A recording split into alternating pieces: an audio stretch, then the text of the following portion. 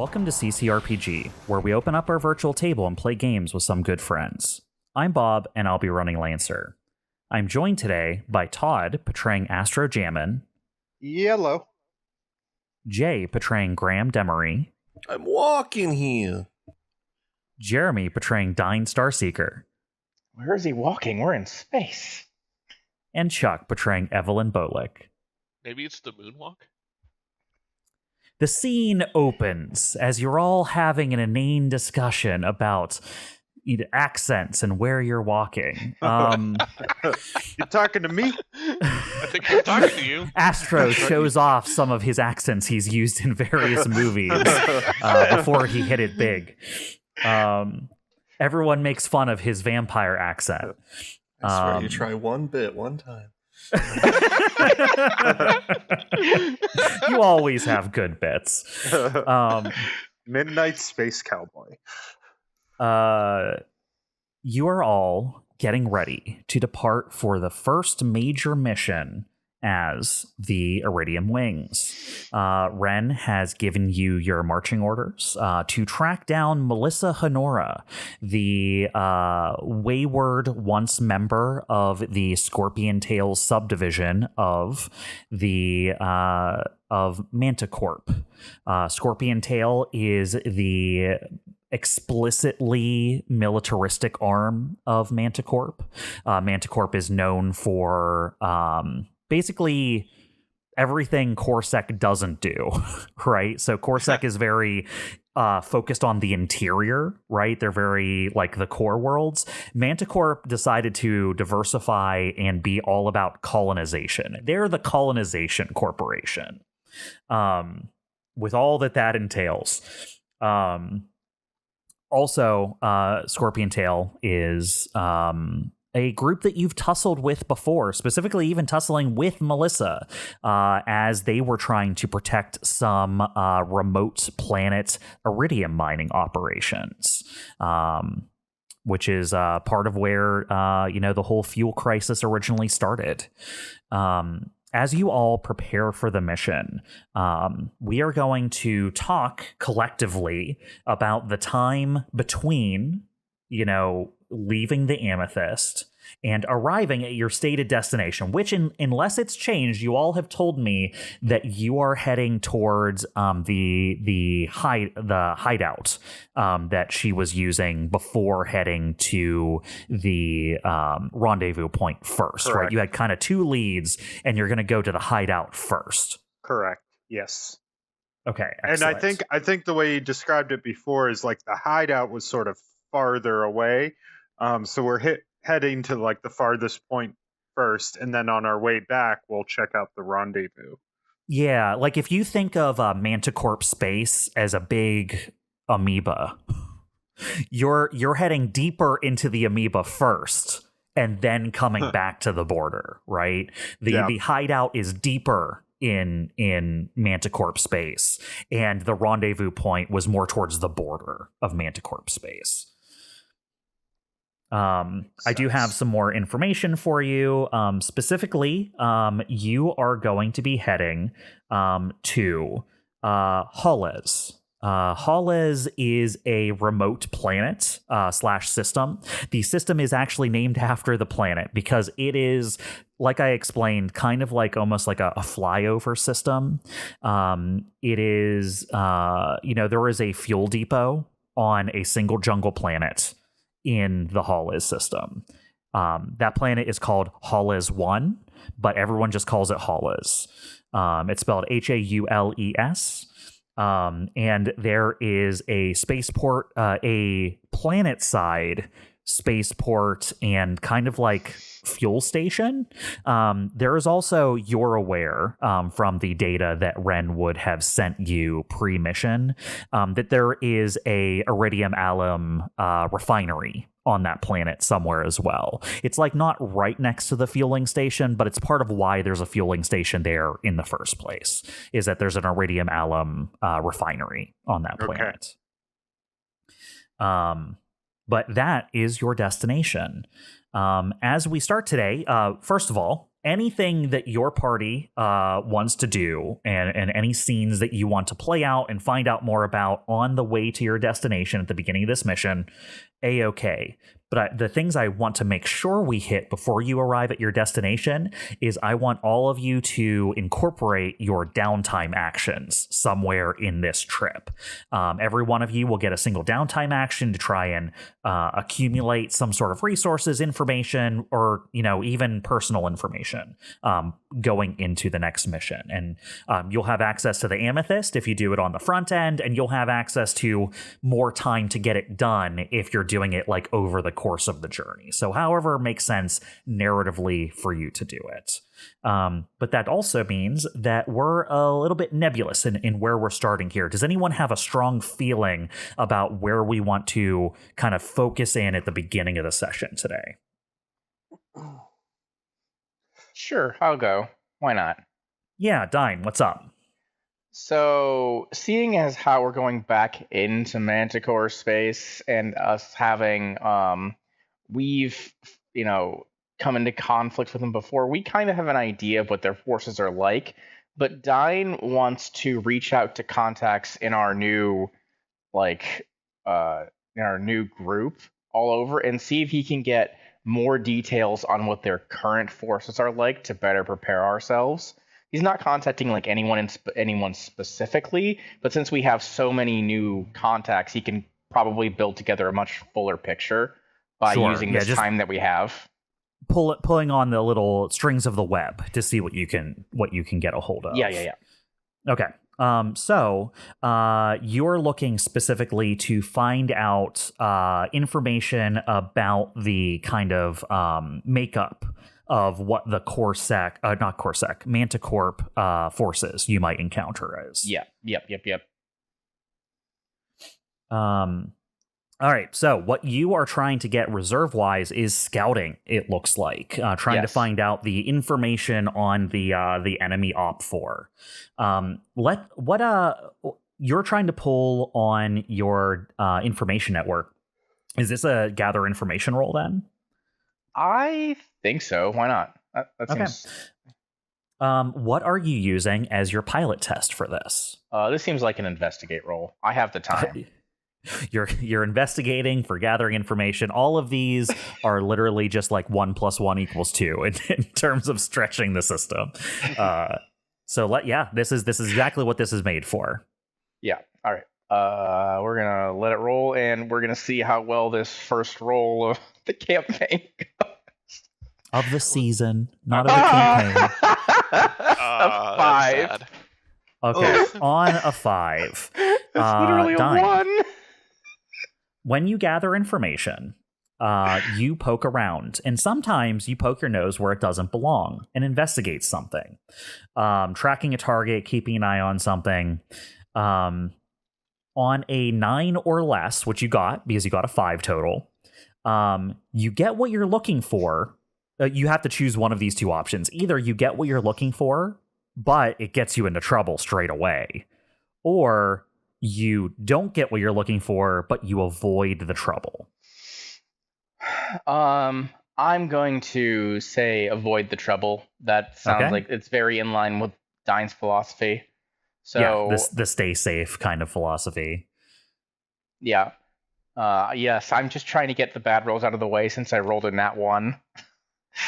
Sure. Okay. Yeah. Get them out. Get them out now.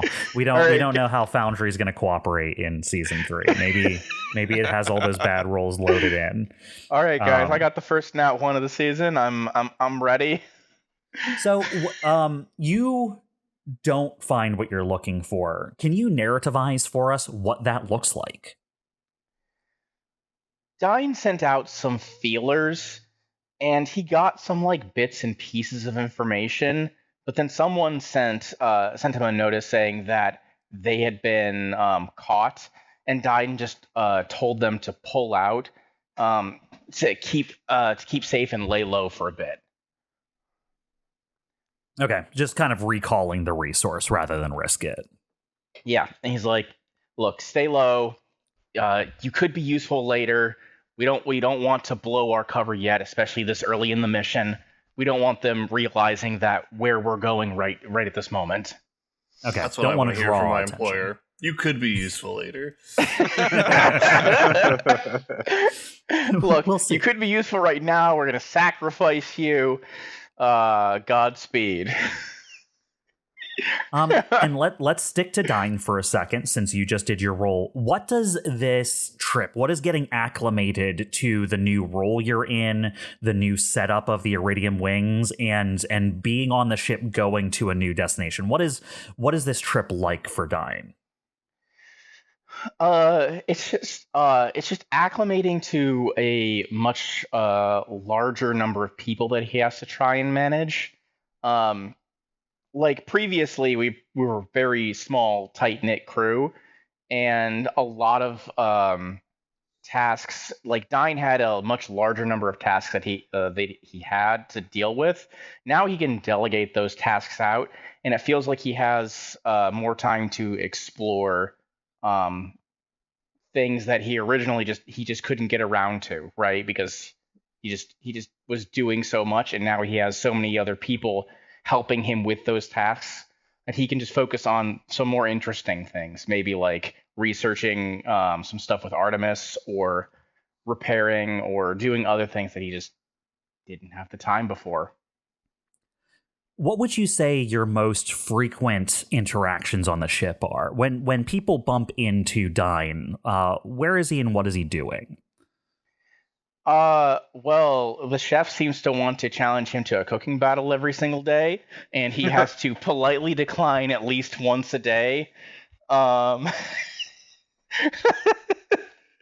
Only because you have declined him so often. You're making the forbidden fruit sweeter. He's like, oh, I see. You're practicing on the side to prepare for our contest. Says Dyne as he's trying to repair the Prometheus, wrench in hand. It's like, why? But why did the chef come down to the mech bay in order to challenge me to a cooking battle?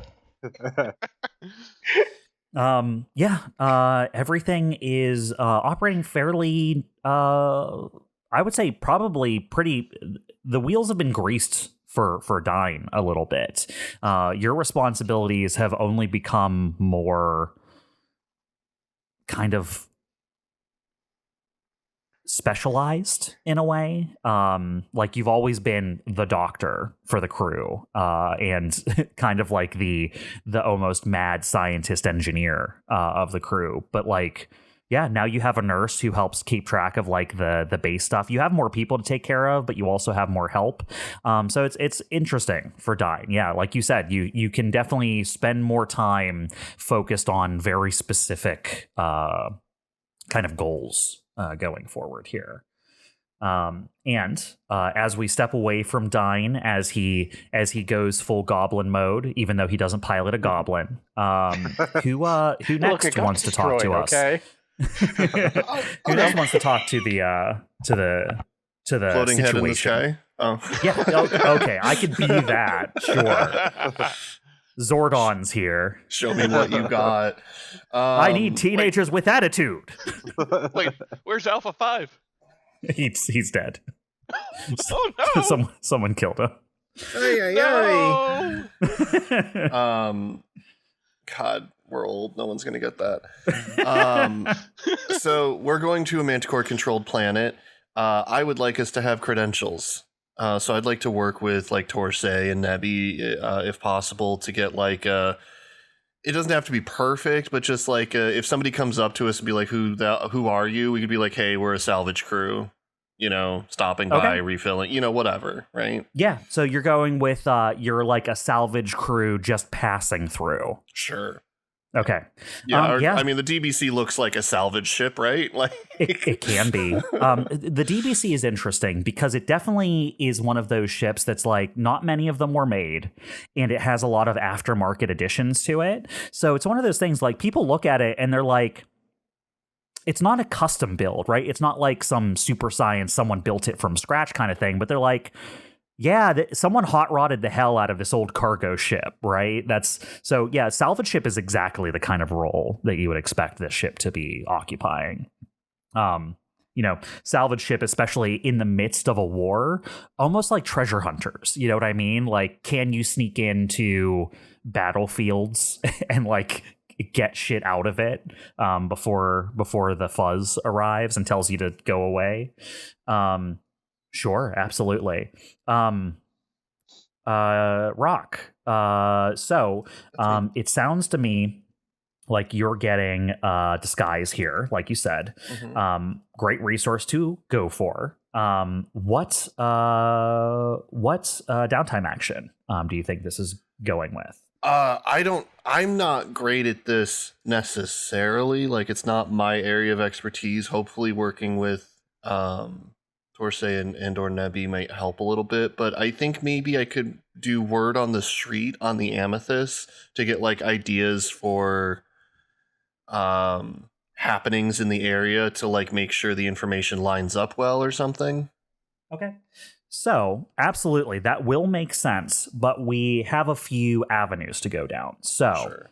You could do power to cost, which is just like you give up some things and then you get some things, right? It's like it's a very straightforward way to acquire the resource, but you have to like give up something. It's kind of like taking a devil's bargain in terms of downtime actions. There's always get creative, which is always like, I'm just trying something out to see what sticks. But sometimes that takes more time than you would like. I mean, no, I'm good with power to cost. I would like for us to actually pick up a side salvage mission that we actually have, like, we get like the credentials for. Okay, so you're kind of like putting the crew's reputation on the line by picking up another job that you may or may not have time for as well. Sure. Yeah. So let's talk through this. So here's my idea, and we can workshop this.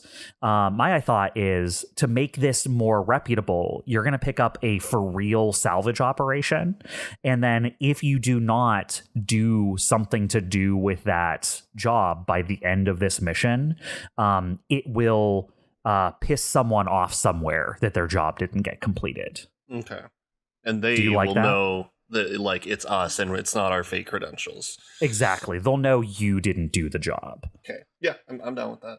All right. So I think that is a straightforward bargain here.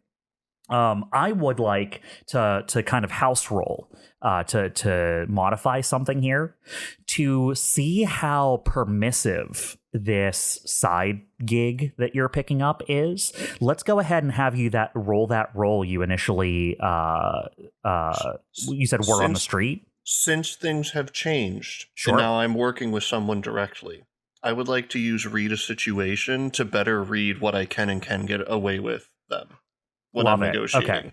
Yeah, so based on how well you roll, this will determine how permissive this contract is and how pissed off people will be if and / when you fail it. Sounds good. Can I have any bonuses for Torsae and or Nebby helping at all? So or just using any crew resource, I guess. So here's the thing. If you use Torsae and Nebby, the people that you would be getting this through you'd be pissing off someone from Sid specifically. I've never done that before. Yeah. It's not like we've had multiple characters of yours who have done things to Sid agents. Doesn't sound like me. Quick question, if I could interject. I'm just thinking my downtime activity might involve using Nebby. Can she be? No, that's it. Then I don't need working. Her. Okay. Nope. That's fine. I mean, I was just gonna. Bricks. I wanted to use a resource if we had it, if no one else was. But if you have any intent whatsoever, that's fine. But Torsae, you, I bet you could still sure. lean on Torsae. Yeah, I'm gonna give you accuracy on the roll, but it specifically has to be with people who you are connected to through Torsae. Okay, sure. All right, and then accuracy rolling. That is a 32. That is a natural 20 with a natural 6 on the accuracy. Yeah, I see that. Okay, a natural 20 plus a Wow. natural 6 plus 6.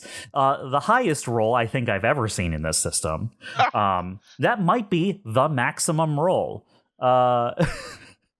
Actually, I think that it is is. the first natural 20 of the season. Jeremy, we got it covered both ends.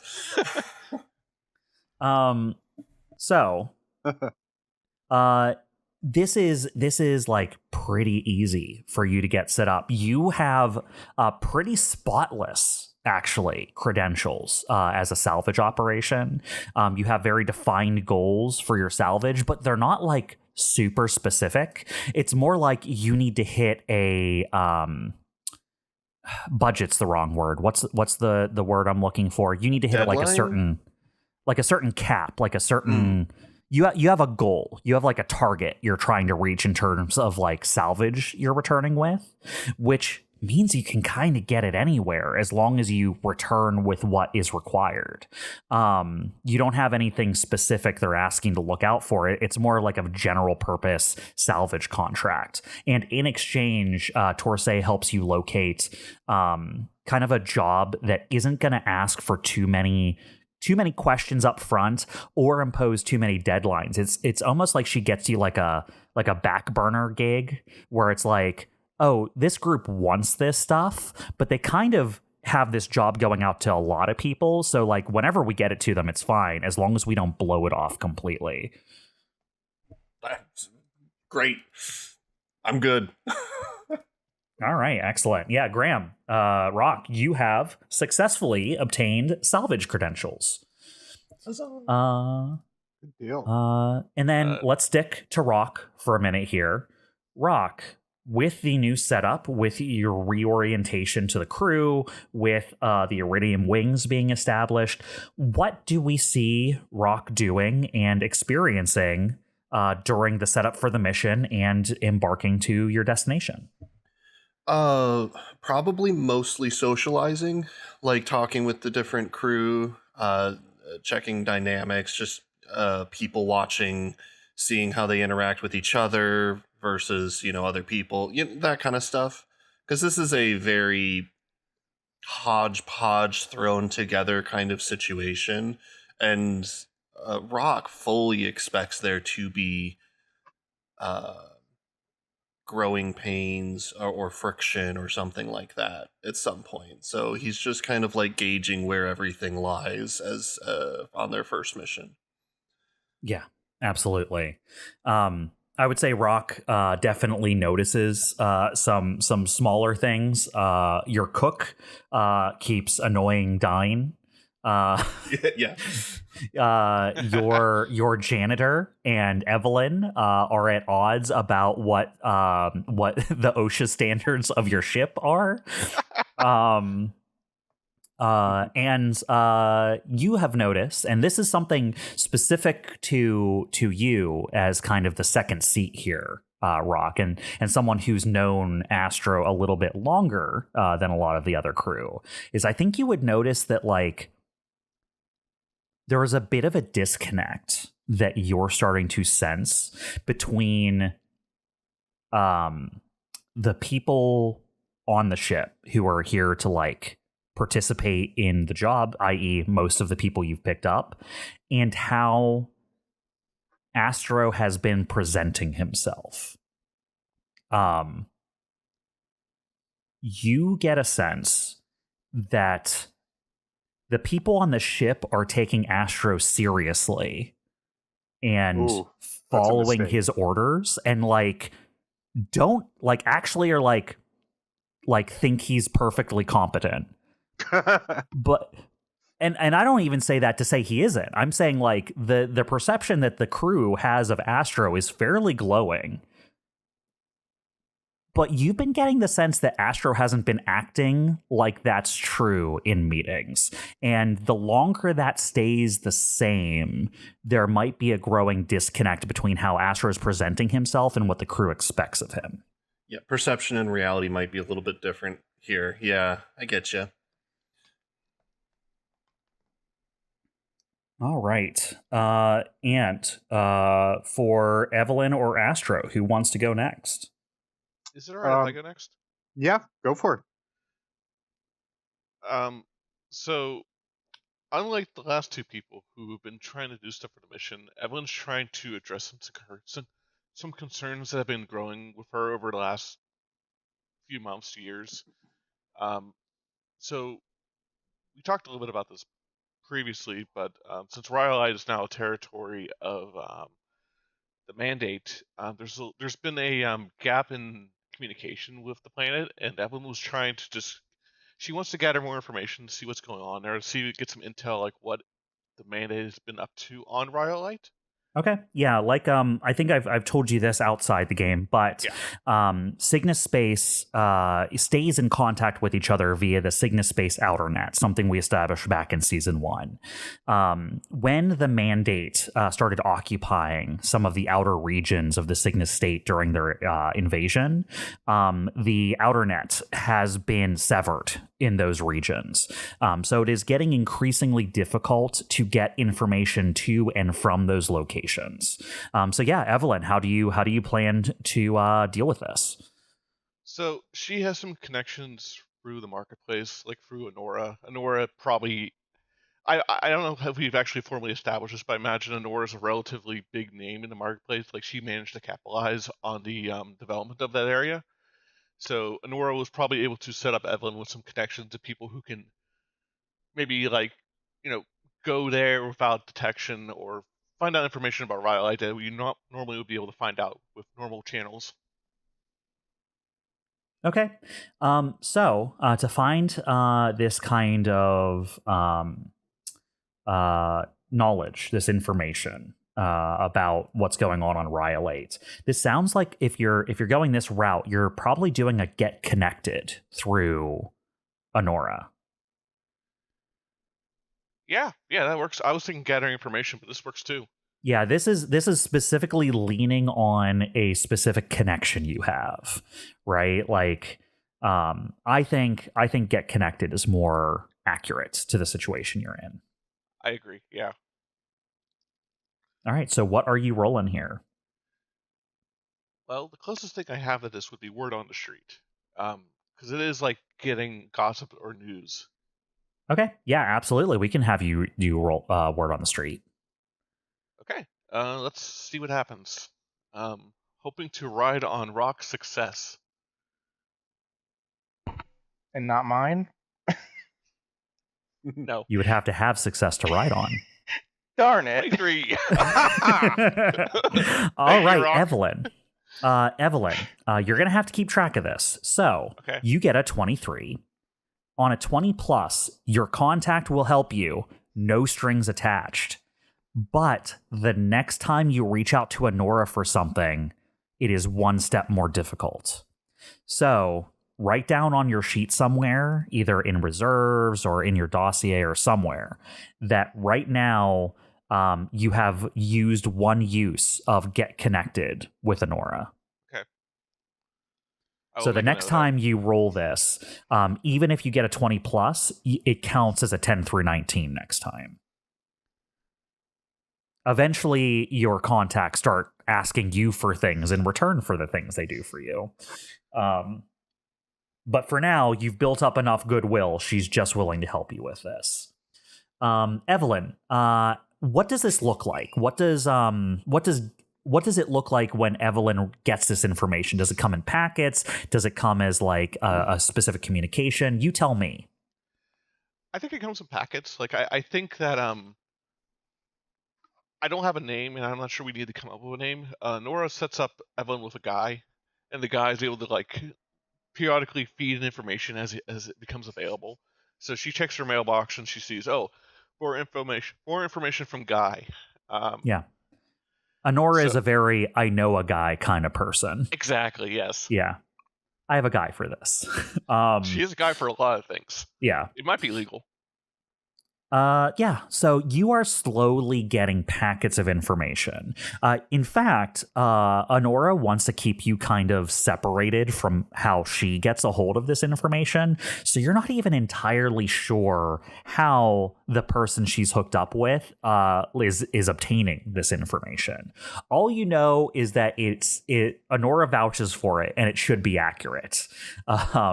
So you are slowly fed information over the following days that kind of feed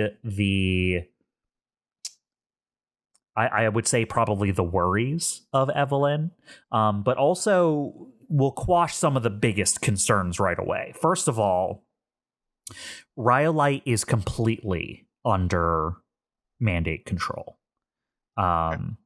It is not like the entire population has just been like, okay, we're part of the mandate now, but enough of that has happened to make it hard for the people who don't want that to happen to have any purchase. You are getting information that there are groups on Rhyolite who don't like being part of the mandate, but there were also groups on Rhyolite who didn't like being part of Cygnus either. Oh yeah, you know, makes sense. like there was already like a weird building sort of rebellious nature on Rhyolite that has just made it almost more difficult now that another group has come in and been like, do not resist, we are rescuing you. You know. Yeah. And it's kind of thrown things into confusion. The main thing you're getting is that the state on the ground for Rhyolite right now is a bit confused. There's no direct organization that you're aware of. It's hard to get a hold of specific people. You're only being able to get information about the population in general, because I imagine you probably ask about specific people, and that's just not the kind of information that's coming back, unfortunately. You get that a fair amount of the population has gone in on mandate propaganda. It sounds like, funnily enough, some of the asshole supervisors and shift managers and stuff like that who drove people into the ground under Cygnus rule have been replaced. When the mandate came in, they were like, oh, an easy win for us is why don't we just boot all the people don't like and put our people in place instead. It has continued as a mining operation. Rhyolite is now just mining kind of the same stuff, but for the mandate now. So the day-to-day for someone who is not engaged with what the situation is might look fairly similar to what you remember. You go to work, you do your job, you come home, you get paid, you eat.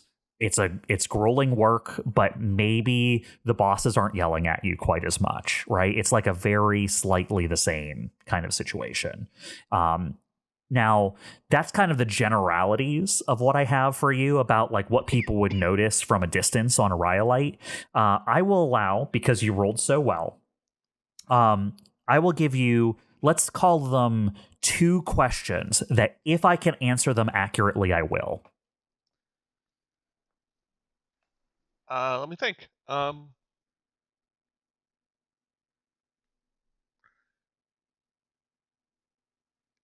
Oh, don't ask that. Shit, now I gotta rethink my plan. Are people generally safe? There's no additional. It sounds like that it's sort of the same old with new leadership. But I think she wants to spell it out bluntly, is there, for example, before the mandate, there was those they were talking about putting those tethers on people on Rhyolite. There's nothing like that happening. Okay, yeah, I can give you a direct answer for that. Because of the situation, that was never initiated on Rhyolite. Rhyolite was one of the target planets for the proper noun. Project Nucleus. Operation Nucleus. I was Operation Nucleus. Something. Yeah. They were one of the targets for Operation Nucleus, but then the mandate took it over. Right. So tether technology has not made it to Rhyolite. That I can guarantee you. There are no tethered operations happening on Rhyolite right now. And in fact, the safety of the people on Rhyolite has nothing to do with mandate rulership, and has everything to do with the fact that Rhyolite is now kind of in the belt between the two sides that is kind of contested territory.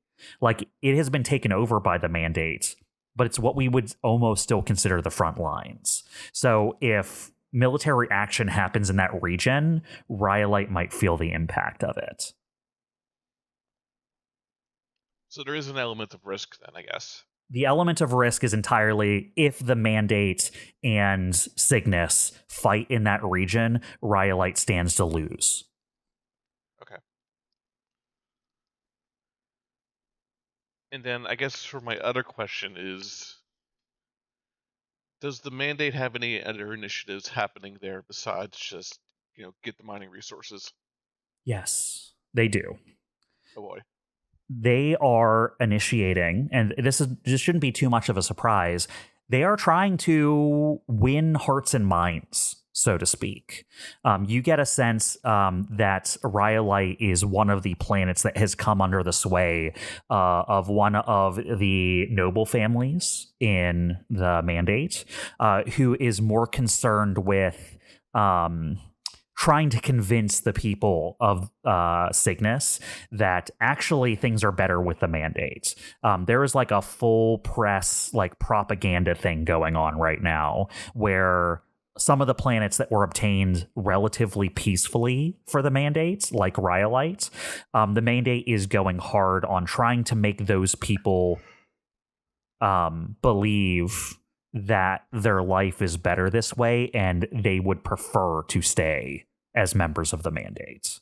For those of you who watched our interstitial season, this is the family that Todd was running during that meeting in the Noesis Mandate. Damn it, Todd. Good job. Ooh, Good job, sorry Todd. about that.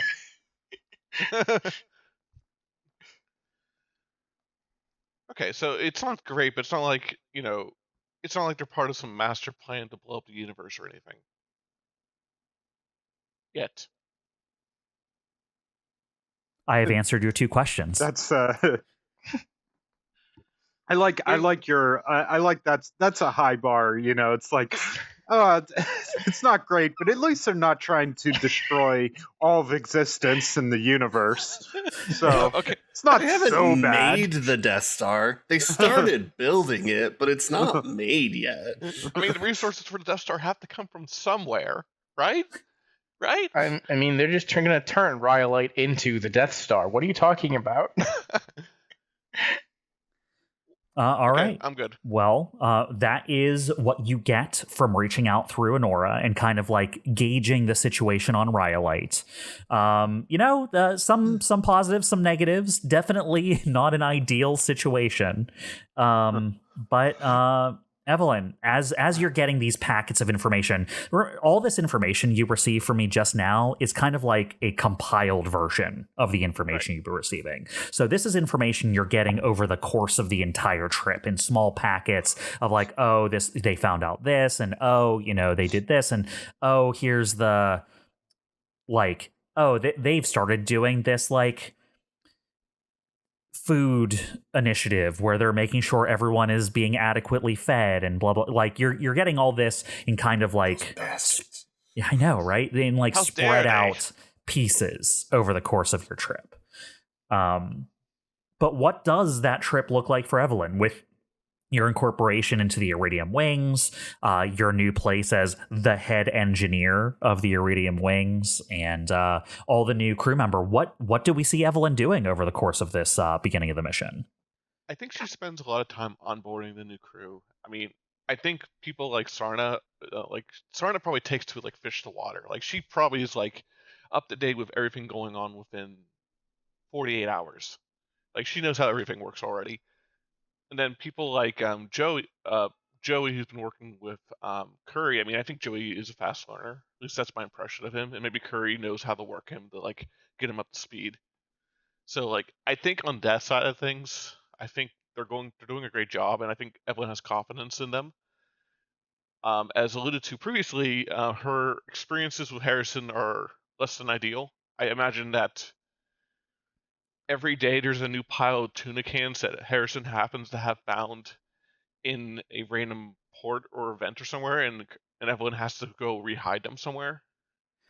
But, in fact, about halfway through the trip, Evelyn, you come down to your workspace, and someone has installed a cabinet into your workspace that did not exist previously. What? I open the cabinet? It is filled with tuna cans. Is it like refrigerated, or is it just like a general cabinet? It's just a wall cabinet. But it has a locking mechanism on it. Is it locked? I mean, I assume I have the... No, you open it, and when you open it and look inside, you hear someone step into the room behind you and go, "See, I told you it weren't that hard to build, and now you can lock it up." Evelyn says under her breath, "Harrison." She turns around, she's like, "Wow, that's mighty thankful. I'm very thankful, Harrison. Of course, have you considered that if you have them all in one place, then it's really hard to get to them when you're on the other side of the ship?" So, yeah, pockets. Yeah, or, that's what cabinets are for, and storage spaces. I mean, you have them all in one place. If I want to, I either have to carry around a bunch of heavy metal tuna cans, or I can just go to, like, the side cabinet on the bridge next to Rock's workstation. Does Rock know what's in there? No. I've not told him. Do you see the problem, Evelyn? Well, no, I don't actually. What if we take a hit and Rock is looking for, I don't know, some sort of replacement part for something that's on his piloting station, and he reaches into the cabinet, and all of a sudden the rocking of the ship sends a tuna can flying into his face?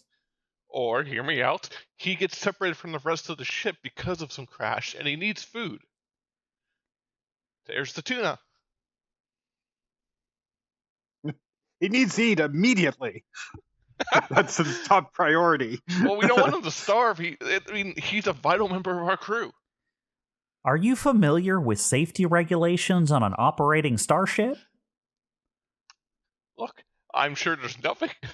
Let's pretend she's not. I'm lying. I'm lying out of my ass. There's nothing in the rules that says a dog can't play No. There's nothing in the rules that says a tuna can can't be stored in a cabinet. That's why I built you a cabinet. I take more issue with things like the vents underneath tables, attached to the backside of emergency hatches. I'll tell you what. I'll stop doing the vents. He squints his eyes. She squints back. This ain't over yet, Evelyn. And then he slowly pushes his like little trash can on wheels out of the room. Is it squeaky? It is. Yeah, one of the wheels does that thing where it's never quite on track and it like swivels around erratically whenever he pushes it. But only like 1 point in the wheel turn. Yeah, exactly. This is like, I don't know if anyone ever watched The Office, but there's that episode where they force Dwight to remove all his weapons from the office, and he just has them hidden like in the ceiling tile and like in a vent and under a desk. Well, now, Evelyn, you have a lockable closet in your workspace you didn't ask for. How big is it? It is the size of like a pantry cabinet. Okay. But Evelyn, do you think he discovered the can of tuna you put on the bottom of his trash can? I don't know. I haven't checked. I feel like that's definitely something she would have done, though. Just out of spite. One of you will be proven to be in the wrong here eventually. And I look forward to finding out who. All I'm saying is I'm keeping an eye out for some, like less than 9s and what the consequences of those could be the next time the ship's in danger. Honestly, I look forward to it. All right. I think that leaves Astro, right? Yes, it does. All right, Astro. Well, Astro would like to get a head start on investigating Melissa and her whereabouts. He has a notion that, Melissa is a competent, skilled technical operator and a good hacker, having dealt with her directly. As she compromised the security of the DBC several times. He has a notion that if she's on the run, maybe she's reaching out to CDD, to Sid, for resources, perhaps under an alias, or if not that directly, maybe she's kind of in the same channels that Sid might be monitoring. So he would like to pull Nebby and work with her to see if what kind of information or tracking they can, unusual chatter, that sort of thing, they can pull up to maybe get a sense about Melissa's whereabouts or what she's been up to since the scheduled rendezvous with Ren. All right, so the difficulty here, Astro, is that's kind of what the mission is. If it was easier to get this information, Ren probably would have just done that. But this is not a fallow avenue to plunge. There's definitely information you could pull out here that would help with your investigation. But you don't feel like they're going to have anything quite so definitive for you. But if you still want to go down this route, you can try, sounds like maybe a get connected with CDD to see what support they would be able to provide, probably for the tracking resource. Mm-hmm. Does that sound good? Yeah, that does. All right, let's do it. Okay, so let me look at my skills again. Get a hold of something? Get connected. Oh, right. You mean your pilot skills. Yeah. Get a hold of something specifically says temporary or permanent allies, assets, or connections through wealth or social influence. That is exactly a good roll for this. Excellent. All right, let's see what we get. Roll. Oh, Jeremy. I'm part of your club. That is a 6 total. I rolled a 6 total. All right. What's on the one? So on a get connected, on a 9 or less, your contact will help you, but you have to do a favor or make good on a promise now. So you have to give them something up front before they're willing to help you. You can't really get the thing now and then help them later. So Astro, you through Nebby and through your own connections to Sid are able to, in fact, Nebby points you in the right direction, right? Because she before even was like, hey, I know that my organization put a special chat on your phone. Use it, right? Go in there and talk to them about this. And you do so. We're gonna go ahead and play this out, Astro. Okay. What do you ask in the chat? Well, I would ask that I am looking I'm looking for someone, and I could use Sid's help in tracking. I know they're good at tracking people. They have resources and assets they can put to that effect.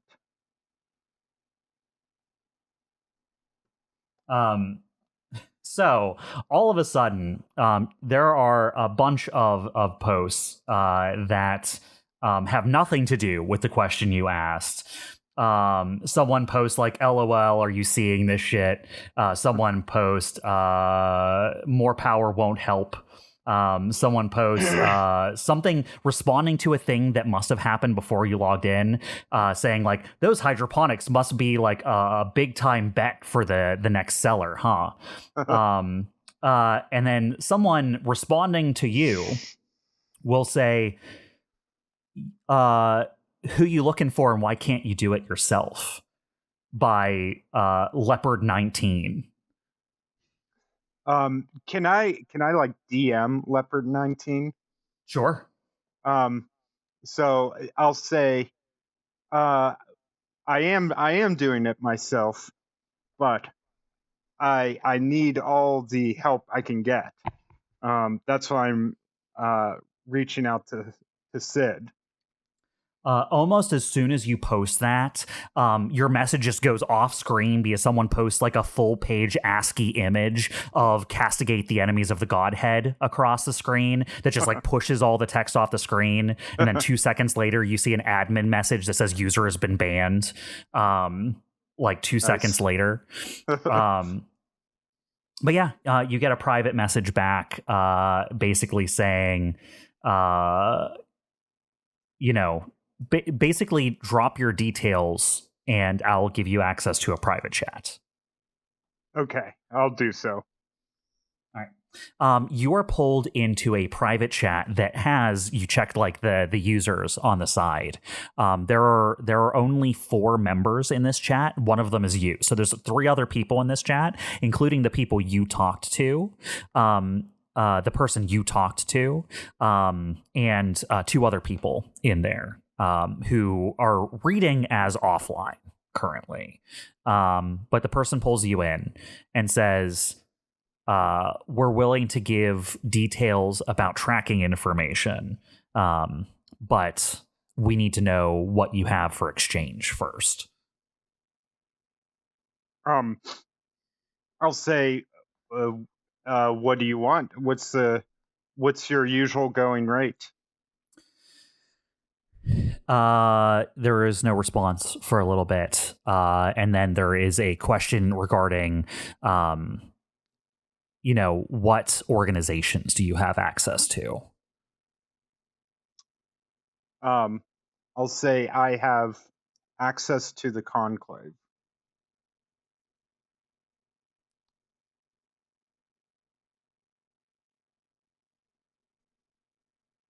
There's no response for a little bit, and then just like a notification that there's typing for a little bit. And then eventually there is a post that basically lists a series of transponder codes that aren't on records anywhere that they want before they're willing to give you the information.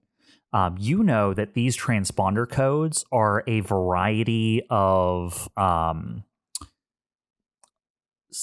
like anonymized or like repurposed codes that the uprising has been using to dodge scans going through like routes that would normally have like checkpoints where you would like get fees for traveling through the gate network. These are basically transponder codes that give the impression that they would have a way past these without having to stop. Okay. This person is asking that you give up these transponder codes to whoever the fuck this person is on the other side. I'll say, how do you plan to use these? Not part of the deal. I can't risk betraying the uprising. there anything else I can give you? Let's see. Yeah, if you've got to do a favor or make good on a promise right now, and if you don't, they won't help you unless you have an offer. This is what they want. I'll say we are traveling into MantiCorp territory and investigating a MantiCorp agent. I can give you any information I gather up regarding what's the Scorpion's tail? Scorpion's tail. Yep. Regarding Scorpion tail protocols, communication lines, etc.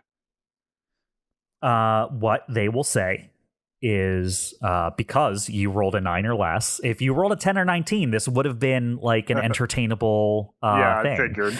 But on a 9 or less, they basically say, then we can't help you now. Once you have that information, contact us again, and maybe we can help you with something in the future. Okay. Well, I guess that will have to do. I'll say, well, you may hear back from me in the future. And I will end it there. All right. As you are leaving, you just see a post that says, "Why are you degenerates so obsessed with these NHPs?" Before you log out of the chat. Great. Space 4chan. Love Yeah. it. Oh, no, I'm sorry. I'm sorry. The last message you read is actually, "Hey guys, guess how many dogs I can fit into a goblin?" That's the last thing you see before you log out. Well, we're waiting. He logged out. You'll never know. You missed it. I need to know. Wait, I don't want to know. Dogs? that matters. Like, is it a husky? I just hope the dogs are okay. Astro is scarred from the last time he piloted a goblin. He doesn't want the dogs to experience the same. Yeah. So Astro, you have very little, like Nebby kind of like tells you afterwards, yeah, that's kind of how it goes. I mean, a lot of the people there, until you start making real connections that you can lean on, are very tit for tat. So unless you have something going in, they're probably not going to want to talk to you. But good luck next time, boss. She'll punch you on the shoulder and then walk away. All right. Yeah. Okay. Yeah. I Astro sort of suspected it could go down this way. But at least he's trying to check what avenues he can.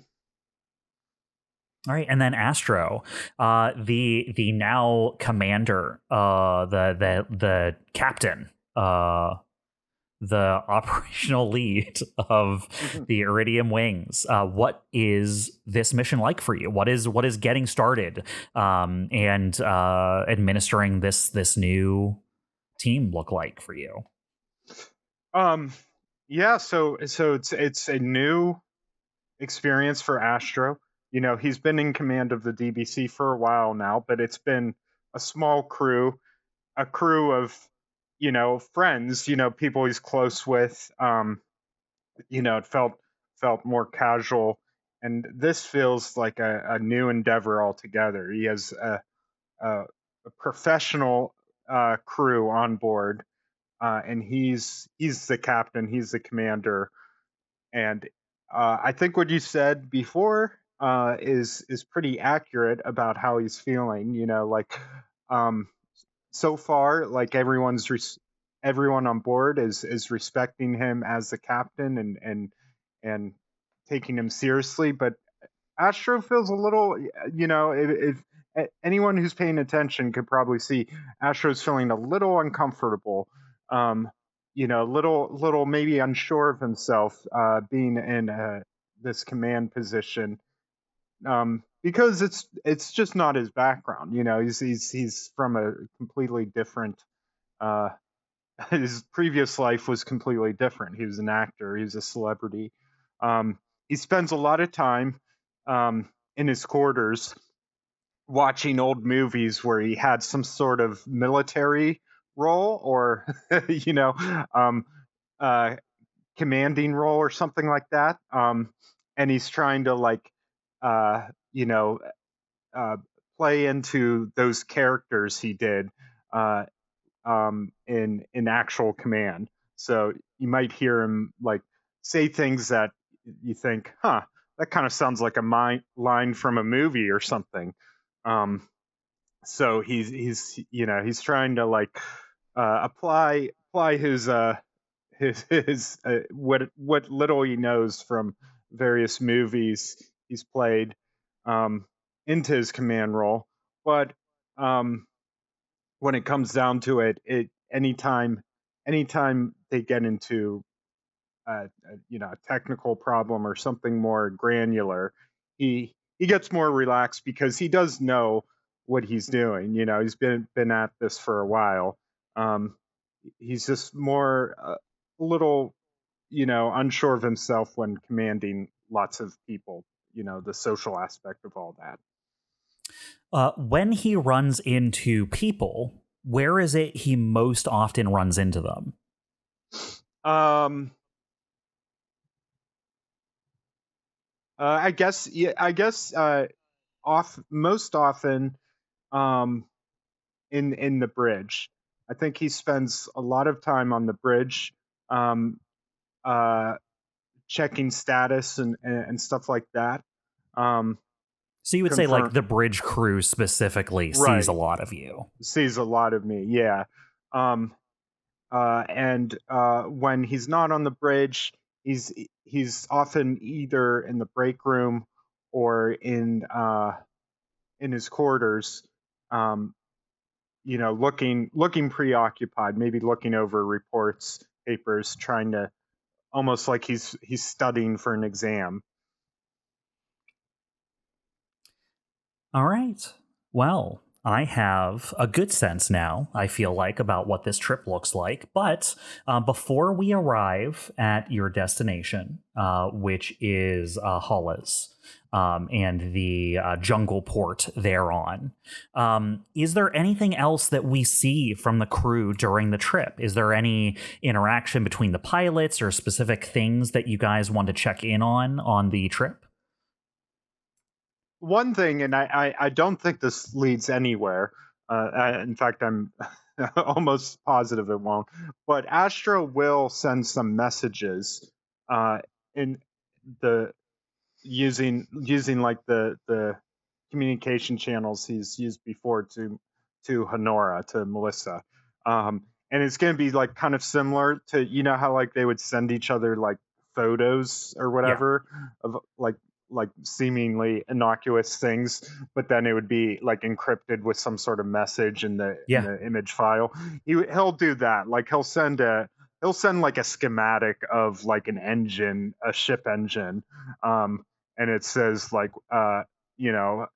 do you think the cost would be to install this? Something completely unrelated. But in the message, in the encrypted message, he'll say something like, "We're looking for you. Is there any way we can talk?" Astro, I would like you to make me a luck check. Ooh, what does that entail? That means I need you to roll a d20 and hope it's above an 11. All right, let's give this is kind of like a coin flip. Or hey, 10 or 12. up. Normal pilot rolls. I meant 10 or up, but you would have gotten it either way. On a 12, nothing bad happens. That's good. Yeah, it is. Astro, nothing happens. I didn't realize something bad could happen. Well, maybe I should have thought of that. maybe. Well, you send out the message and Astro just doesn't get a response. So maybe he thinks the bad outcome happened, but Todd, the player, something bad didn't happen. Yeah. You see, Todd? Okay. You were lucky. Very good. the viewers of the television show that this would be are like watch as the scene cuts over to a couple of like MantiCorp investigators who have like taken over her accounts, are like looking through, and they pull up this message from Astro that's about an engine schematic and like, that's nothing, throw it in the trash. Spam. Right? And they just throw it aside without examining the message, and the audience is like, oh no, they're gonna discover Astro. Raising the stakes. All right. Anything else? Any other scenes or any other interactions we want before we arrive? I'm just sitting on the bridge as Harrison walks in, and I go, "Oh, hey, Harrison, what's going? Is there something in that panel?" Yeah, he opens like literally the maintenance panel that you don't interact with much unless you need something, but like that maintenance panel next to your piloting station, you hear him grumbling under his breath. He pulls a can of tuna out of there, and then he closes the door, throws the tuna in his wheelie trash can, and goes, "Rock, I hope you don't get a concussion. Have a good day." I'll be honest, I was about to make a suggestion of like, what if it was a prank? Like, what if it was just a picture of Ellen going like, "Gotcha." But, but I like this better. After he says that, I just open my mouth for a second like I'm going to say something and look at him and then just don't as he walks away. As he wheels the trash can off the bridge. Torsae turns to you, Rock, and goes, "What was that about?" Tuna related emergency. Is that supposed to mean something to me? It doesn't mean anything to me, so no, probably not. Okay. I didn't want to, make anyone upset. She looks around like like surreptitiously around the bridge and then whispers so only you can hear her. She goes, "Have the others got weirder since we left?" I like to think that our palate was cleansed, and there's the same way. We're just noticing it different. You know what I mean? Oh, it like we left, and now that we're back, we can smell it again. Like we're no longer adjusted. Yeah. Okay, she nods. Like that makes perfect sense to her. All right. Well, anyone else? Last call. It just floats over to the med bay with Dyne writing notes. And there's a note that says tuna can related injuries have increased recently. Which they haven't. They're just documented better now. Yes. Before, the only person who could have documented them specifically did not want people to know. So, yeah. All right. You all make your way through space. The Iridium Wings functioning, as far as you're aware, in their various roles. As you all fly the DBC deep into MantiCorp space. You make it quite a distance. Just going through checkpoints, and where you're worried the checkpoints might be a little too stringent, you luckily have the personal jump drive. You're able to kind of like skip the toll booth, so to speak, in some sectors to make the travel a little bit easier. And once you're in MantiCorp space, getting from system to system is a little bit easier than getting from outside into MantiCorp space. So you all approach Hollis, the system Hollis, and specifically Hollis 1, the jungle planet on which the fuel port is located. As you approach the planet, where are all of you as you're getting ready to come down through atmosphere? On the bridge, for sure. Yeah, same.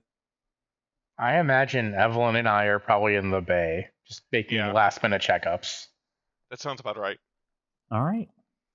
As the DBC starts coming down, there is a like call and response kind of thing that is sent up to the cockpit from the fuel station, basically asking you to send your information, like the normal things you would get from a dock that are like, what's the size of your ship, how long are you staying, that kind of stuff, so that it can make a bay ready for you. Yeah,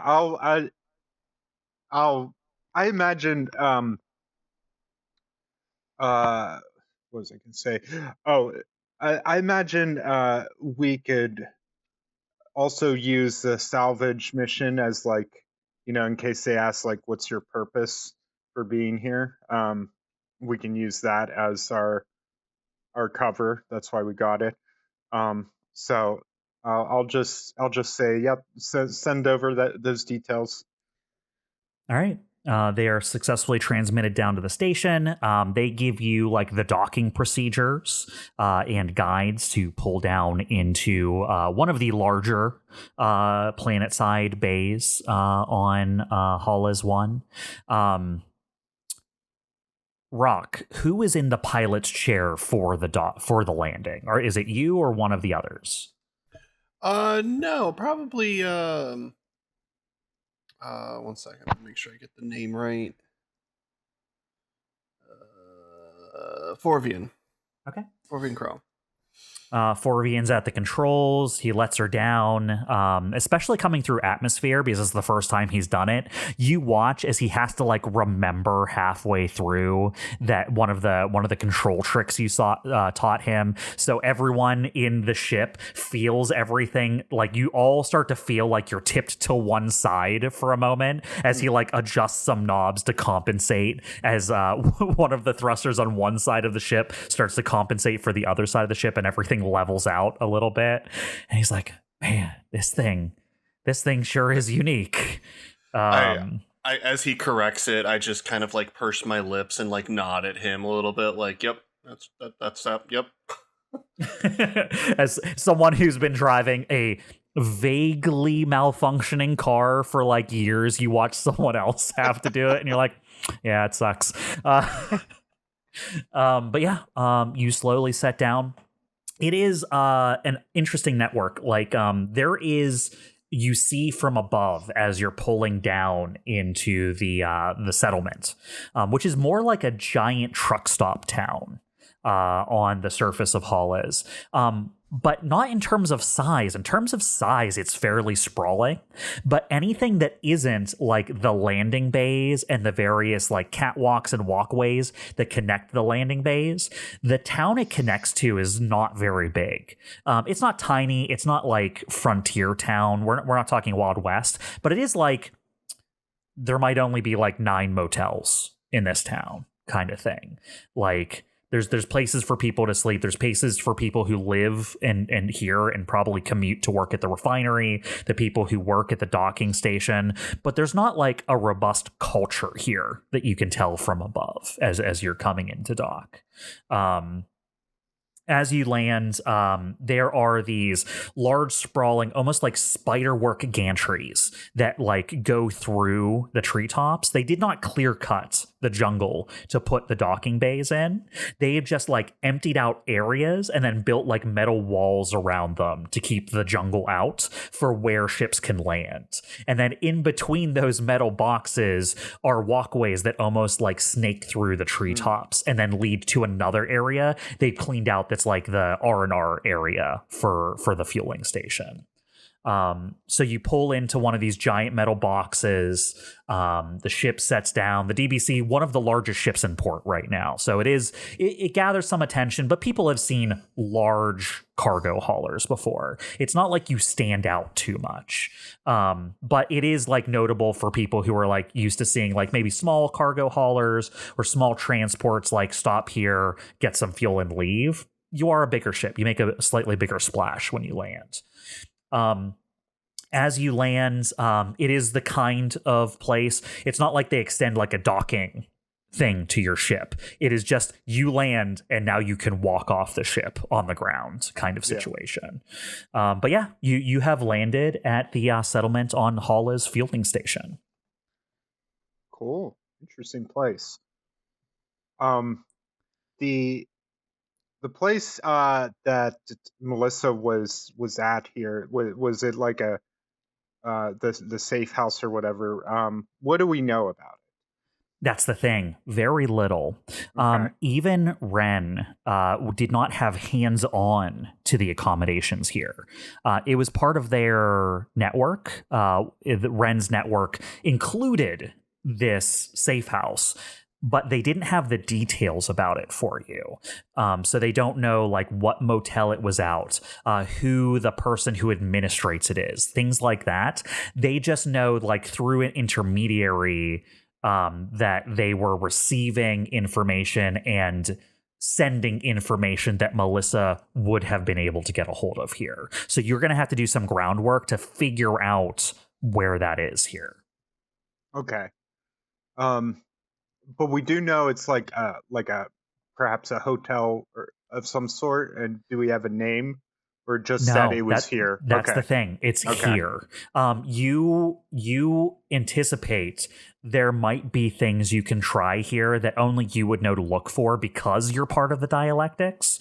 There might be some signs you could use that might clue you in, but you don't have like, you don't know if it's the motels or is it in the sewer underneath one of the motels. Like, you don't know how secret it is, how protected it is. Yeah. And you've encountered this before. This doesn't throw Astro off because as part of the Dialectics are a very cell-based organization.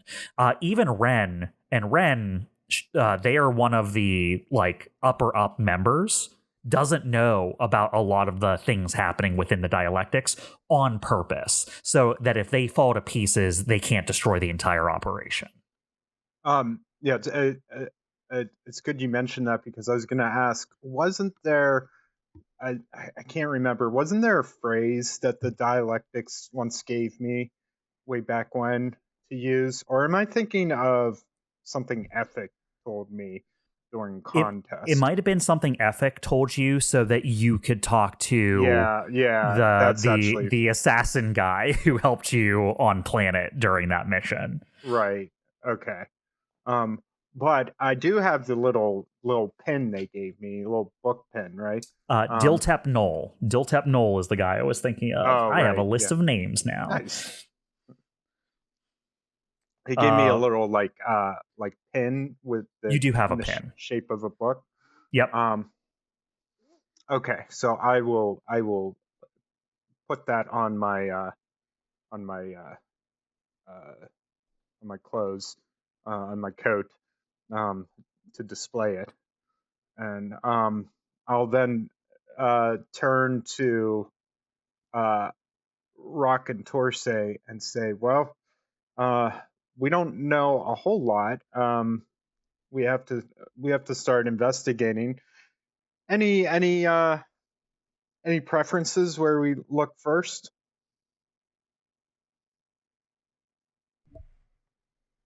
I think you have more intimate knowledge of Melissa than I do.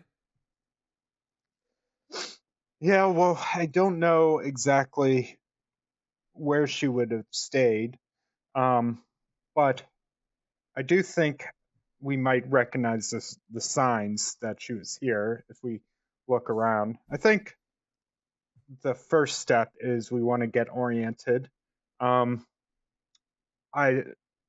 salvage mission, we should use that cover when we talk to people, and maybe we can ask some of the locals for information about the settlement here, under the guise of, we're looking to do some minor repairs on the ship and stuff like that before we head back.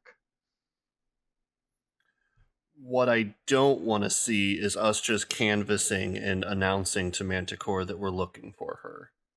Right. Agreed. We need to talk. We could talk to people, but we'll have to read between the lines for any information about Melissa. We're not going to be handing out a photo of her and saying, "Have you seen this woman?" Did we have a location of the hideout she was staying at? No, that's what I was explaining to Astro. Is that I was asking in character. Sorry. Oh, sorry. You're good. No, not an exact location. I thought I might check the lodgings, the hotel around here, get a sense of where people stay when they're on the settlement, and maybe go from there. Where's Dyne and Evelene? I want their help on this. Torsae will go, it looks like they're down in the bay, seemingly just getting everything prepped up. Do you want me to have them report? Yeah, call them up here. All right. Hadrian, who is also in the bridge, is like, Captain, are you taking the pilots out on a away mission then? Should I assume control of the bridge? Yes, please. We're gonna have a look around, see what we can find out, and maybe reconvene later today back on the ship.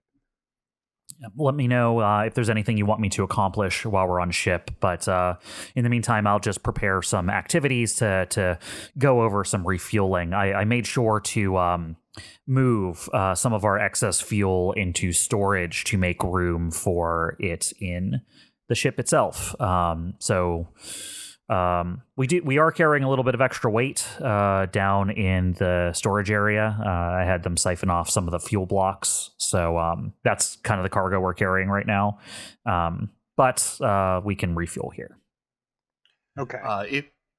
If you get bored, I remember our mission here is on the books, a salvage one. So any strives you can do to be loud about that, not overtly so, but if you need something to do, depending on how long we stay, I might be able to. Whoever needs some time away from the ship, we might be able to spark some conversations with the other people docked here to see if they can give us any leads on like recent battles or salvage opportunities or something like that. We'll get our reputation out there as salvagers. In the meantime, Astro, I think I'm going to go check some hostels or hotels or something in the area, some of the more seedier stuff, to see if we can find. Okay. You have a description of her, right? Do I actually? You've met her in person. Yeah, surely you've seen her. Oh, I that's right. Yes, I can tell you what she looks like. I don't remember what she looks like. Out of character. Astro remembers what she looks like. Man in the sky, tell Astro what she looks like.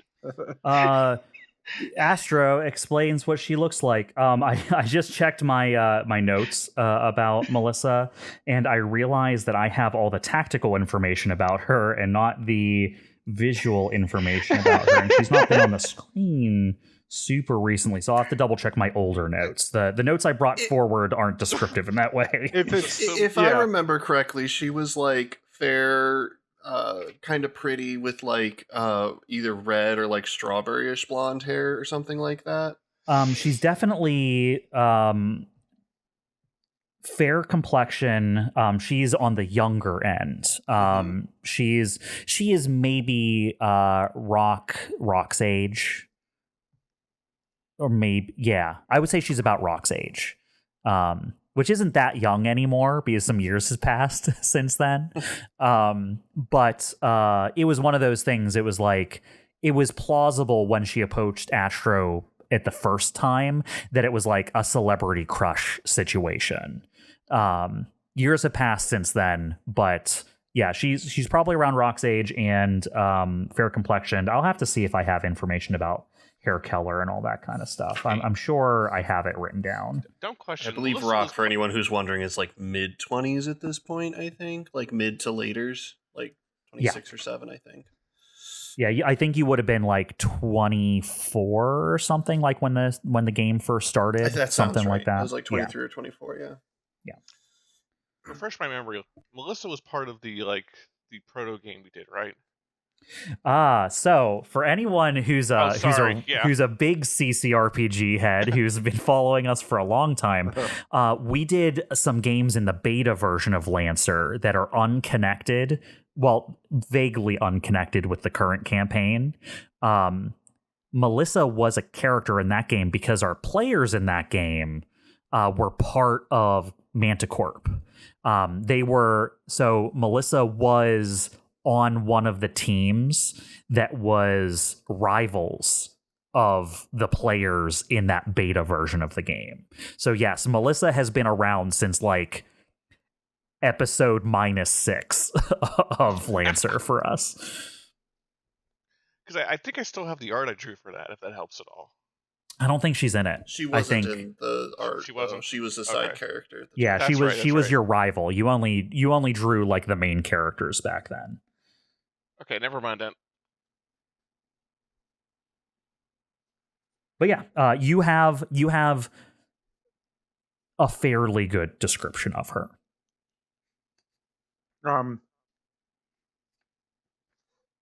So I'll say to Rock, you were gonna check out like the lodgings around here. I was too. Maybe we tag up on this. Sure, sounds good. And when Dyne and Evelene arrive, I'll say, look who conveniently has arrived now, so that you can talk to them. It's Evelene and Dyne. Hello, yes, what is going on? I have conveniently arrived. Perfect timing. I was just about to talk about you. We're gonna step off the ship, have ourselves a look around, see what we can discover about Melissa when she was here, or if she still is here, which is a possibility. What do we know? Was she just here? That's all we got. Well, all we know is this is the location of her hideout, her safe house. Although it may not be so much a physical safe house as just a good place for her to lay low.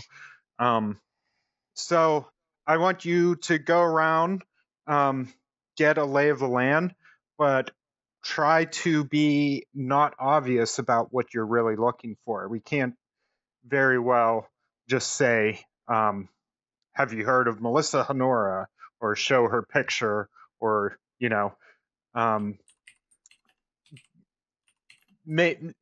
don't want to do anything to draw attention to ourselves that we're looking for her. So I need you to read between the lines. Maybe ask about unusual visitors. Even that is a little on the nose, but I trust you'll figure out how to hunt down some leads. Unusual visitors, like us then, right? Yeah, let's say. Yeah. Point taken. Okay. Rock and I have found. I have to interrupt now because I found it, and I'm surprised that how wrong I was. I found Melissa Buzz's information. She is very she very specifically has like dark black hair with bangs. Her hair comes down to like just below her chin, so like almost like a little bit of a flared bob, a little bit in terms of hair color. In terms of complexion, she's more of like a soft brown complexion. Part of why I called her Buzz as part of her pilot thing is because she always wears like a very yellow like pilot suit. Like her original like outfit I described her in is like all like yellow armor with black underlay. So she kind of looks like she's wearing like a bee armor, like bee colored armor. And also because she pilots a lot of drones, it's like she pilots a hive, right? So that's where she got the nickname Buzz. But yeah, that is her description. She is fairly younger. Her like I was right on with the age and her how she acts and stuff. She has grown up a bit since then, but yes, on the younger end. Alrighty. In fact, I will unfortunately not be able to post this for everyone else. But I have the kind of like inspiration art that I have for her that I used when I was coming up with her character. I'm just going to drop so that you guys can also describe her in ways that make sense to you. Okay. Reference image. Okay. Okie doke. That works. Works for me. I remember seeing this. Yeah, I remember using this and giving you this like back when we played in the beta game. Yeah, like years ago. Yeah. Years ago, yes. I'm impressed you still have it. Years ago. That's a long time to keep it. I'll say Rock and I are going to check out the hostels, motels, places she might have stayed when she was on settlement. Maybe you can check out local dives, places she might have hung out, talked to people. I'll leave you to it. I trust your instincts. Yeah, I think Evelyn was going to go to a bar. I was going to say, hey, Evelyn, you want to get a damn drink? Yes, actually, I would. And, like, Evelyn perks up. She's like, yes, I would love to get a damn drink. So, as you kind of like get ready to figure out like what directions you're going, you're going to have to leave the ship and travel into town. So as you kind of like the four of you prepare to leave and you're coming out of the ship, kind of on the little gangway that comes down off the front of the ship. Hold on. Before yes. we get there, I'm just going to say, Hadrian, you have the con. Yes, sir. Will say to himself, I always wanted to say that. As the four of you are walking down like the gangway, as you are leaving, by the way, did I not give you this? Okay, there's a mechanical thing that you guys get as an upgrade too. Hold on. Ooh. I want to find this because I need you guys to make a decision about something that's really cool. So did I give you guys the information for upgrading Torsae? Upgrading Torsae. You said she could be at some point. Yes. I don't remember if you told us how. She's upgrading. Cool. She is now Operator 2 instead of Operator 1. What this means is, if you remember before, she would have 3 charges between every full repair. Now she has 4 charges you can spend between every full repair. And on top of that, you can choose one of her existing skills and upgrade it by 1 level. So to remind you, she has 4 skills unlocked from the beginning. In order to get her new skills, you will have to upgrade the equipment on the DBC. But as she gets better, her skills will get better. So her skills are, as a protocol, she can lock on to someone for you. As a protocol, she can scan someone for you. Both of those only take 1 charge. And then her 2 reactive abilities are, as a reaction, for 2 charges, she can give you 2 + 2 to your E defense. Or for 2 charges, as a reaction, she can bolster you, giving you +2 accuracy to a save or skill check. Nice. So pick one of those 4 abilities, and it will get upgraded to the level 2 version of it. What's the level 2 version of the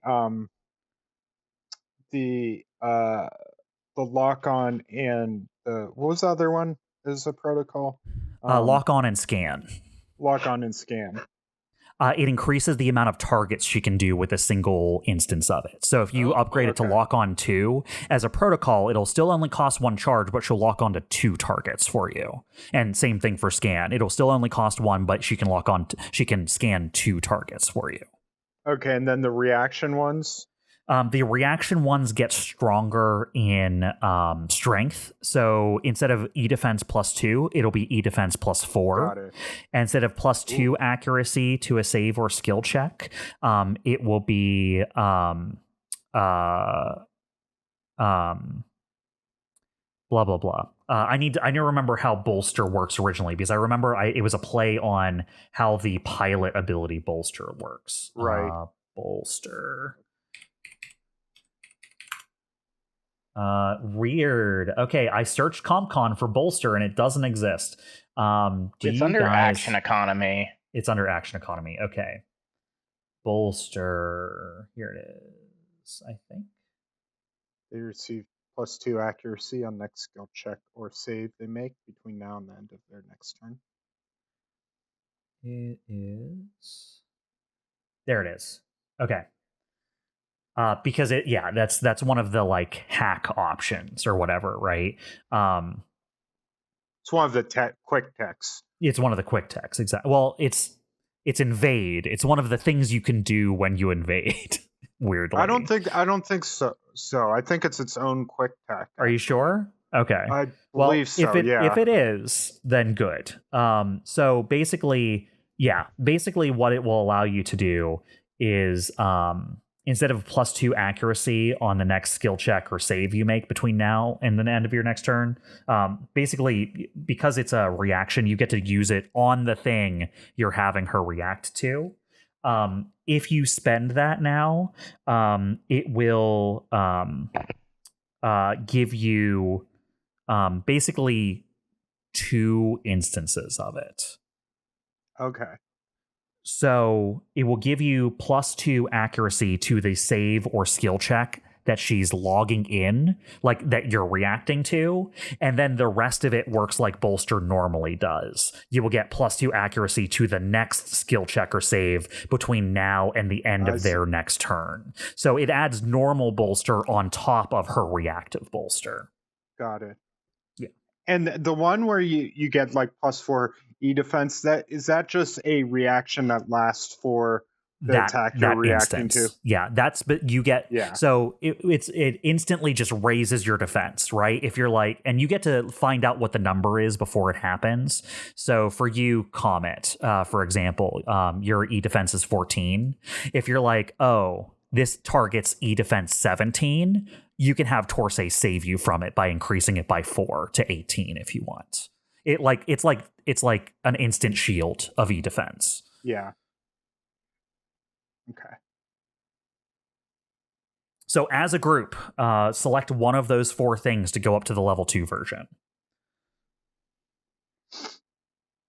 I don't know that I have a lot of opinion on this. So personally, I kind of like the idea of upgrading one of the 2 charge things, just so like we when we expend 2 charges, we feel really good about it. Like we're really getting I agree. Paying for our buck. I was going to say the same thing. Yeah. Because I still like the protocols for 1 charge. Like I feel like those could be really useful in a sometimes you need lock on, and you don't have a way to do it. Yeah, without like giving up your turn. You might just basically want lock on like a specific guy, and it's good to Sometimes use. we need lock on, and Todd's mech is destroyed, and just in case that happens again, it's happened a few times already. So what do you think between the 2 guys? I have an opinion, but I want to hear what you guys think first. Between the two charge reactions. I don't know. I kind of like leaning towards the E defense one because getting hacked sucks. Me too. I just like the +4 straight upgrade, like more chances that you'll be able to use it and make it work. That's how I feel too. I mean, that is weakness of yeah. All right, then I'm going into her stats, and I'm upgrading this to Reactive Protection 2. E defense +4. Awesome. Look, my E-defense is respectable, okay? Unlike my evasion, I assume I'm going to get hit. Yeah. So, like I said, the nice thing about that is you get to see what the number is before you decide whether or not you use Torsae's reaction. So you'll never waste. I've kind of designed Torsae's abilities so that they're never wasted. They will always have an effect. You just need to choose when to use them. Yeah. Now with the +4, there's more chances we'll decide to use it. Yeah, there's more range for it to help you. All right, excellent. You guys come down out of the ship, and as you're walking down the gangway into the kind of like clear-cut area of the jungle floor that has been emptied out for your ship to land, in these docks on this planet, the dockmaster will come out to meet you. There is just a kind of like he's not portly in the like in the way that like a comedy would do portly. He's not like a bumbling fat man or something played for laughs. He's just a bigger guy. Like he's a bigger guy, but he comes out, he has like a little clipboard. He has like sideburns that are a little strangely long, and then he is shaved before it gets down to his chin. And he has like a buzz cut going back. He's wearing like a tank top with just like a vest that you can tell is more protective than it is like fashion wise. In the lower parts of the vest, you can see where it goes over his vital organs and stuff. It looks like it could be a plated vest. This could be some sort of like bulletproof or protective vest, but it's hard to tell because it's somewhere in between fashion and function. It has like the almost like the tubing along it that you see on a lot of like sci-fi outfits where there's like the like bumps that almost looks like tubes that go along it going up and down the vest. And then he's wearing very much like fatigue, like, jungle wear pants that go all the way down to boots. So he looks like he's been here. He's like equipped for being in these conditions. Yeah. So like camo style pants, I guess. Yeah, exactly. Except they aren't camo. They're that kind of setup, but they're just like dark forest color, like not forest green. I'm thinking darker than that, almost like a brown green is the color of the pants. And he kind of like trudges out to you. He like waves to you from a distance as he's approaching, not like a wave, but kind of like raises a hand in kind of like acknowledgement as he approaches. Yeah. He has like a little virtual clipboard on his arm as he approaches. He goes, "Oh there, coming into dock, I see. Some sort of salvage vessel. What can I help you with? I'm the dock master here." Yep, we've had a long trip out here. Crew's just taking a little shore leave before we begin our salvage operations. But we also were looking for someone that we think might be on this planet. Huh. Okay, well, I mean, I can check the logs if you want. If you're looking for a friend, I can see if they registered any comings and goings, if that's something you're interested in. Absolutely. Not necessarily. I doubt you would have logs of them showing up. And I kind of give him like a knowing look. He starts to nod. Okay, I see. You, who's the most perceptive person in this party? I have depends on what you mean. Like, who would notice something approaching from a distance quickest in this group? Not Astro. Not Astro. I mean, maybe. Thanks, Evelene. Not Astro. Wow. The shade. I know I just said not Astro, but it's okay for You me get to say to, that. though. Yeah. I mean, maybe Rock or Evelene, maybe, and also Dyne. I can believe all of you. Who has the highest I think trigger? Rock is. I think Rock is focused on what I'm doing as right a now. sniper. Sure. Yeah. Then Absolutely. Oh, I was disagreeing. I think I'm like he's talking focused with on this his guy. conversation. in that case, yeah. probably Dyne. Dyne. Yeah. Okay. Dyne, you notice a group of people who have just left the kind of like command tower, or like the what do they call those people in the towers that help people land planes? Oh shoot. Flight Air traffic controllers? Yeah, air it's like a little air traffic control tower that's like part of the infrastructure here. At the base of that tower, there is a little door that you have seen opened, and there is a group of 3 who is approaching. They're not in hearing distance yet, but they are walking directly towards the 4 of you talking to the dockmaster.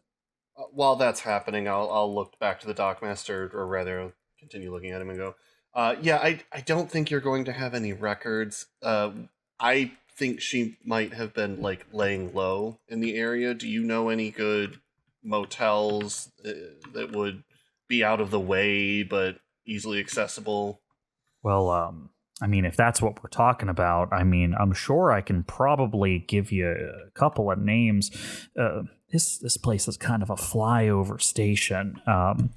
We have people who are here for various things, and sometimes we don't push too hard. He's getting into explaining, and Dyne, you note that, like, by the time he gets through whatever he's about to say, the people will be within hearing distance if they're paying close attention. Does Dyne intervene in any way?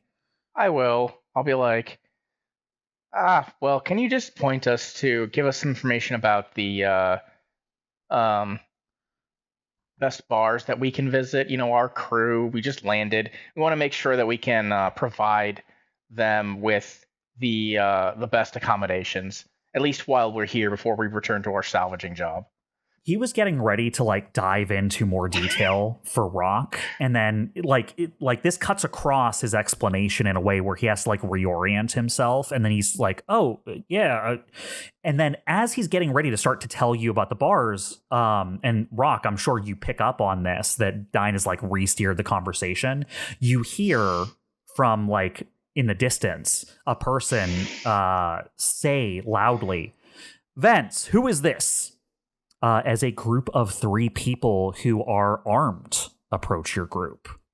And in the middle of him starting to reorient to talk about bars in the area, and Dyne, you think maybe that's all this group heard, is like him start to talk about bars in the area. Turns is like, yes, they're just Newlanders, Dove, Miss Fair, Captain Fairer,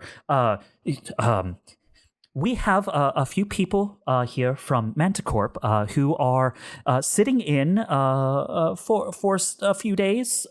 We'll decide how long we're here for, as this woman and her 2 like guards will kind of shove their way into this conversation. Astro, acting casual, will say, "MantiCorp. Can't imagine what brings you all the way out here to this planet." And you will not sate your curiosity, sir.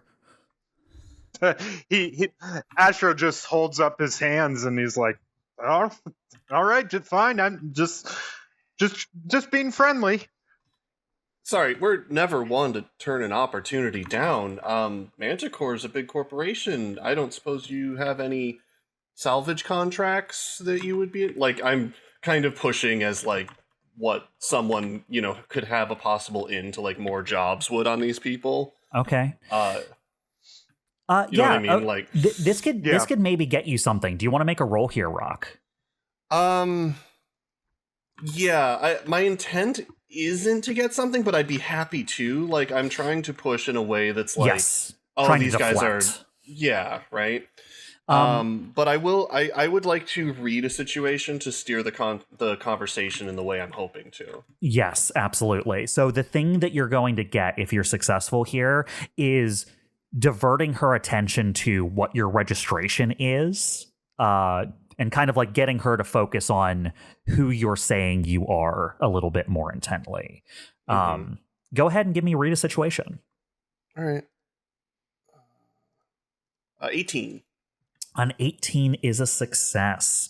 As you say this, she like raises an eyebrow and looks at you, looks at like a little piece of like information that the doc, like the dock master is like holding out his little tablet to her so that she can like examine what your like registration and stuff is, as she kind of like pulls up and away from it. Ah, scavengers. Of course. This place attracts things like you, like flies. Sometimes flies are helpful, though. If I find any opportunities, perhaps I will elicit your services. How long are you going to be here, Captain? She raises one eyebrow, looking between Rock and Astro, kind of questioning which of you is the captain. Astro will hold up his finger and say, "We prefer the term salvagers, not scavengers." And Oh, Captain, listen, we can't all have high-class jobs like her. There's got to be dirty work, and we're happy to do it. Being useful means being paid. At least it sounds like there are voices of reason on your crew. I have found that since the conflict started, some of you have up-jumped yourself into thinking you're better than you are. I will have none of it. We are here on important business, and if you get in our people's way, you will be pushed aside. Perhaps violently. I do not say this as a threat, merely a promise. Keep yourself and your noses clean while you are in this dock. I think I speak for all of us when I say we're grateful for your words. Good. And that's exactly my point. A scavenger, someone who might do something illegitimate. All our salvage is procured through legitimate means. You won't have any trouble with us. I hope that is the case, Captain. Make sure your crew knows how to stay within the lines and follow directions. I will leave you to the dockmaster. I have other business to attend to. She'll turn to, she called him Vance. She'll say, Vance, make sure you send their registration info to my ship in case I need their services later. Yes, of course, ma'am. Yes. And she'll just walk away. Her guard don't talk. They're the kind of guard who are just like examining you all to see if your arms twitch the whole time. They're like ready to pull guns the entire time they're watching you. And then when she storms away, they just follow her. And then as soon as she leaves, Vance like relaxes from the like broom handle that got shoved up his ass as soon as she showed up behind his shoulder. Astro lets out like a low whistle, and says, "Well, she's a tough customer, isn't she?" Are they all like that? You have to deal with this bitch for long? I sure hope not. We're a little out of the way fuel station, and I don't know why that all of a sudden they sent like a she called herself an investigator. I don't know what that means. Is she like a cop? I don't think so, but she works for MantiCorp. I don't know. It's just he like leans close because he thinks like from the way you've acted so far, you've endeared yourselves to him. He goes, "Listen, I usually just like not looking at things too closely and letting everyone go along to get along, but they've really been pushing for the last few days they've been here. They're obviously searching for something, and I mean, you've talked about like places to stay. One place I would recommend not staying is where is it? Crawler Care. It's a little inn on the end of town. I hear one of the rooms lit on fire yesterday. Like they had to call the fire marshals in to put it out, but that one whole floor of the building is just not usable right now. And it didn't sound that they were too stressed out about that happening. What was the cause? As Evelene chimes in. I mean, officially, he said that someone just left a cigarette on the bed sheets, and it caught up the whole room, and no one caught it in time. I mean, that was. Oh, did she not introduce herself? She the guy said her name. Dove Ferrer is the MantiCorp person's name. Ferrer just kind of berated our people about it and talked about how they were negligent and we didn't have good enough fire protocols and made a big deal about how incompetent we were. And then just, I haven't... She seems pretty interested in a random fire. Yeah, I mean, I don't know why she jumped down my throat about it and made it my problem, but I've had to update fire security protocols for the last few days. It's been a nightmare. My condolences. You don't happen to know who was staying in that room before the fire started? I don't. You could ask there if you want. I'll just look over at Astro. I'll nod.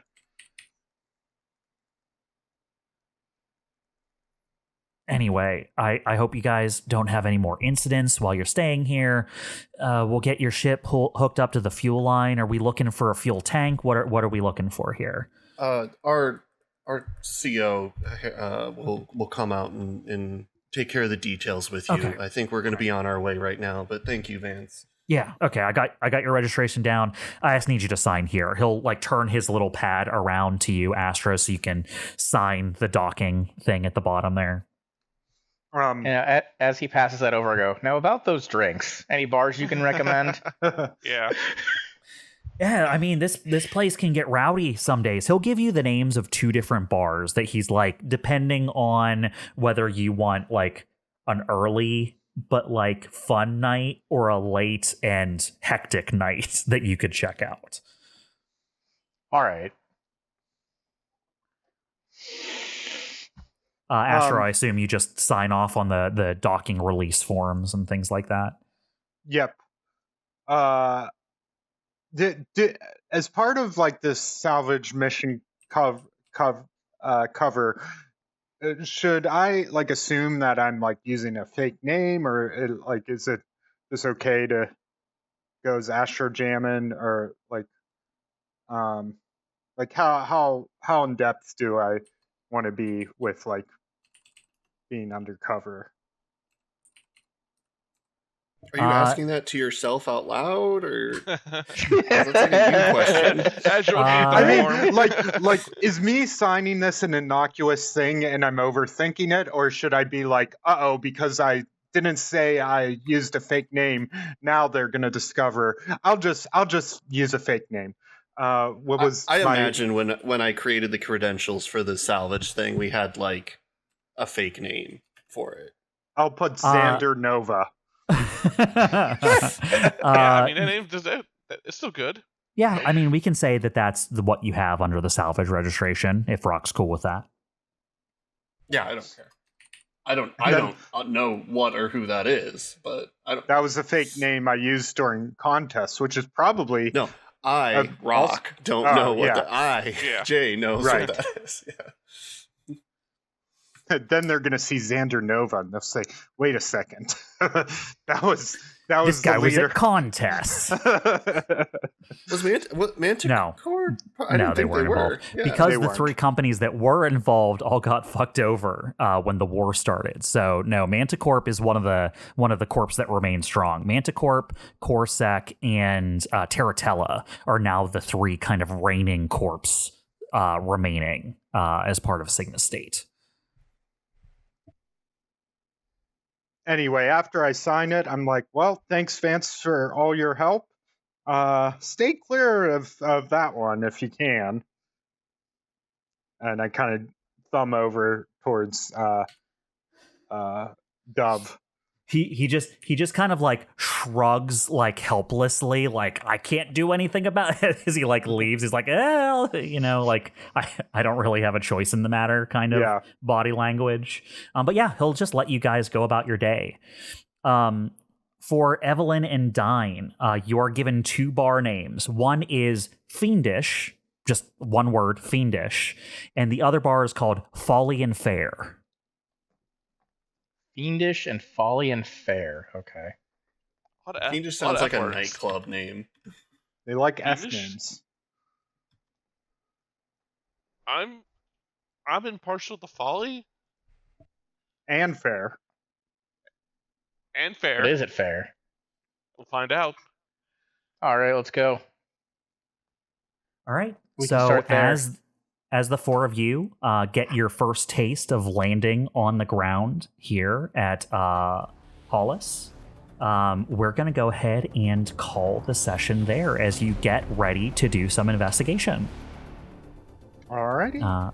We're going to thank everyone for joining us, seeing the group get together, start making some rolls, and get going. And then we'll see y'all next time. Bye-bye. Yep, bye. Bye. More about Vance.